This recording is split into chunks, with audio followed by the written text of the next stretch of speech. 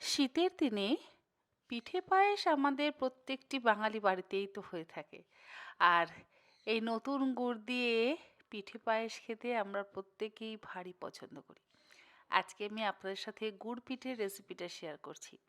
তার জন্য পাত্রের মধ্যে নিয়ে নিলাম ১ কাপ পরিমাণে জল।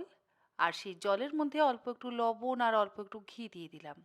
এরপরে এর মধ্যে আমি দিয়ে দিলাম ১ কাপ পরিমাণে গোবিন্দভোগ আতপ চালের গুঁড়ো।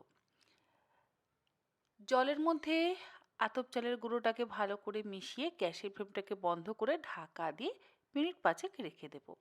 ৫ মিনিট পর ঢাকাটাকে খুলে নিলাম। এরপরে হাত দিয়ে খুব ভালো করে মেখে নিচ্ছি। একটু গরম গরমই মাখতে হবে। যতটা পরিমাণ জল ততটা পরিমাণ চালের গুঁড়ো দিয়ে যদি মাখা হয় ডোটা, তাহলে পিঠেগুলো ভীষণ নরম হয়। ভালো করে মেখে নেওয়ার পর এবারে ছোট ছোট বলের শেপ দিয়ে নিলাম। লুচি কাটবার জন্য আমরা যেরকম ছোট ছোট লেচি করি তার থেকে একটু ছোট করে লেচি কাটতে হবে। আর হাফ লিটার দুধ আমি জাল দিতে বসিয়ে দিলাম যাতে দুধটা একটু ঘন হয়ে যায়। একটা বাটির মধ্যে নিয়ে নিলাম পাটালি গুড়। একটু ছোট টুকরো করে কেটে নিয়েছি। একটা লেচি হাতের মধ্যে তুলে নিয়ে বাটির শেপ দিয়ে তার মধ্যে অল্প একটু পাটালি গুড় ভরে দিলাম। মুখটাকে খুব ভালো করে বন্ধ করে পুলিশ শেপ দিয়ে নিতে হবে। পুলিশ শেপ না দিলে মুঠো করে নিলেও কিন্তু হবে। এই পাটালি গুড়টা আমি আমার গুড় কাকুর থেকে কিনে এনেছি। আর এই গুড় কাকুর অ্যাড্রেস এবং ফোন নাম্বার সকলের সাথে কিন্তু শেয়ার করেছি। অনেকেই কাকুর কাছে গিয়ে গুড় নিয়ে আসছেন এবং রসও খেয়ে আসছেন। সেই ভিডিও এবং ছবিও আমি পাচ্ছি। ভীষণ ভালো লাগছে।